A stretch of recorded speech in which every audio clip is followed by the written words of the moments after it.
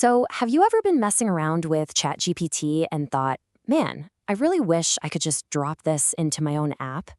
Yeah, we've all been there. But there is this massive shift happening in the software world right now.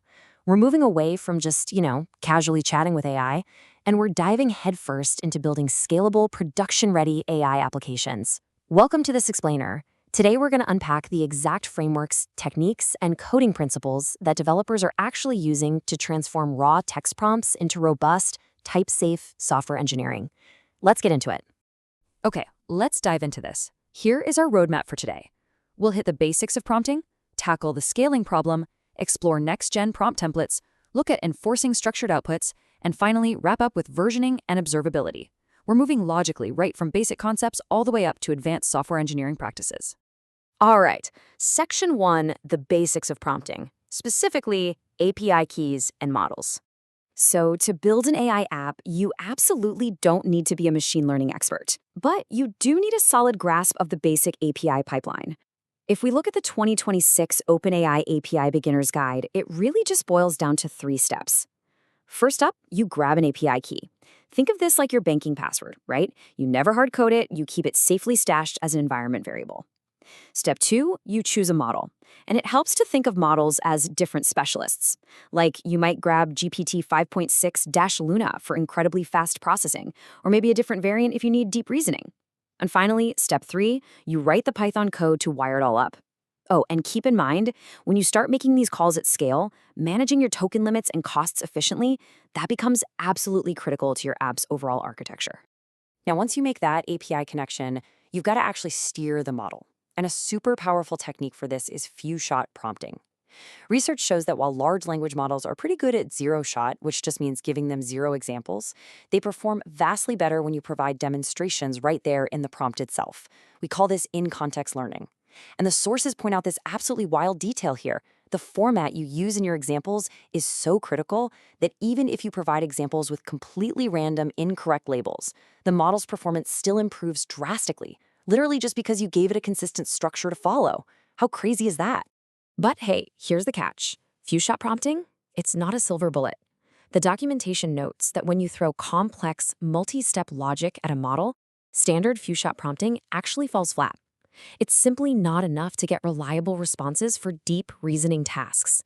And honestly, this limitation perfectly sets up exactly why we need rigorous, advanced prompt engineering as our applications start to grow. Which brings us to Section 2, the scaling problem. What happens when the basics break down? As your app scales up, the built-in systems of those early frameworks really start to show their cracks. The source documentation compares 2 approaches here, and it's pretty eye-opening. On one side, we've got LangChain's traditional approach, which relies on simple string-based templates. Developers in our sources note this can feel super clunky at scale, mostly because you're sitting there manually managing components and chat roles, like system, user, and assistant, as just raw text. But on the other side, we've got a much more modern approach using Mirascope, which uses a decorator-based syntax. So instead of flattening everything into messy strings, it treats prompts as structured multimodal data. It tags roles automatically and lets you write clean, composable prompts as just plain Python functions. It's a real game changer. To really grasp why this matters, let me ask you a question. What happens when you misspell a variable in your prompt template? If you're a developer watching this, you already know that absolute sinking feeling of a tiny typo bringing down a production server at 3 a.m. And this brilliantly illustrates the difference in modern tooling. In standard string-based templates like those used in older LangChain setups, the template doesn't really offer built-in editor support. If you pass a plural word instead of a singular one into a dictionary, your editor just sits there. It gives no warning whatsoever. It fails silently right up until your code actually runs, and boom, it crashes with a runtime error. But with Pythonic, strictly typed approaches like Mirascope, prompts are defined as fixed attributes. If you make a typo, your code editor throws an immediate type-safe warning before you even run the code. You catch the bug instantly. So much better, right?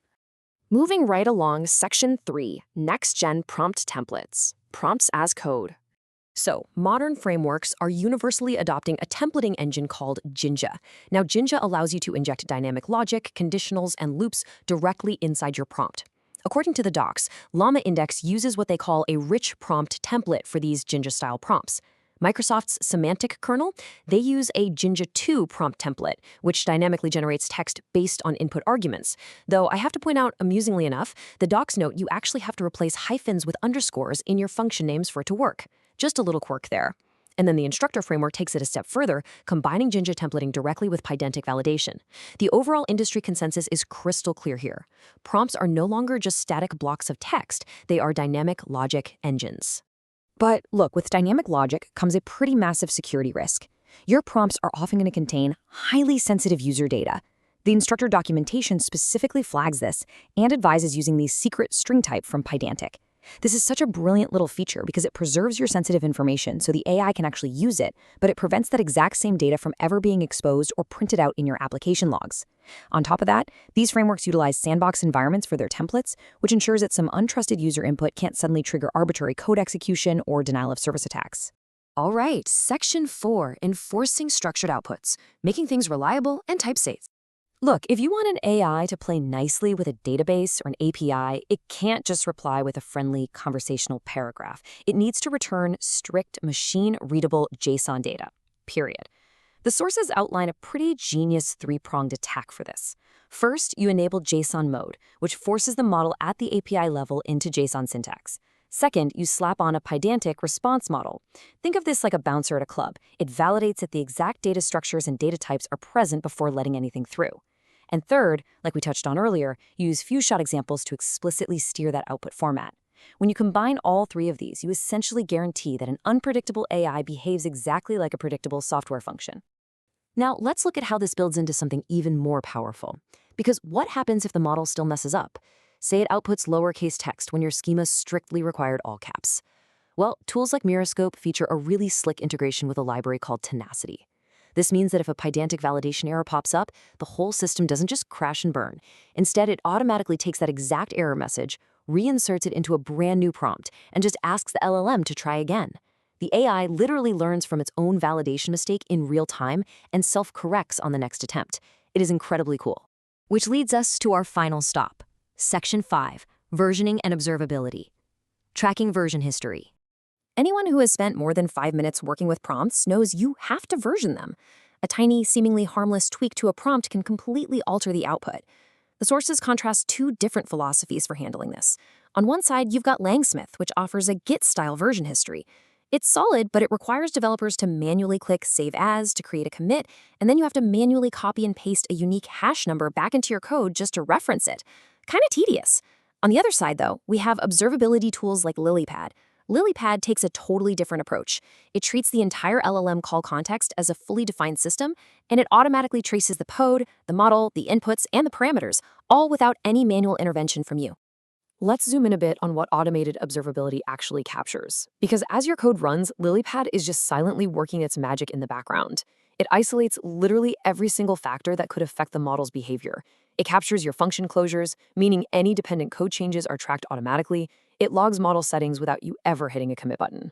It then generates OpenTelemetry GenAI traces, which gives you this exact perfect snapshot of every single output. And crucially, it connects all of this back to a managed UI playground, where non-technical domain experts can easily go in and review the data. And speaking of reviewing data, how do those experts actually evaluate it? The sources make a very strong recommendation here. Instead of relying on arbitrary rating scales, like trying to score an AI's output from 1 to 5, which just adds a ton of unnecessary complexity and inconsistent judgments, they advocate for a simple binary system. You just look at it and ask, would this be an acceptable output for production? If yes, it's a pass. If not, it's a fail. That's it. This binary pass-fail evaluation is significantly faster, it keeps your evaluations super focused, and it perfectly aligns with the actual real-world goal of shipping reliable software. So, as we wrap up today's explainer, I want to leave you with a somewhat provocative question based on everything we've just covered. When you interact with AI today, are you just writing text, or are you engineering scalable intelligence? By treating your prompts as structured data, utilizing Jinja templating, strictly enforcing those outputs with Pydantic, and completely automating your versioning, you get to stop playing around with chatbots and start building real, resilient applications. Thanks so much for joining me on this deep dive into the source material. Now, go out there and start engineering.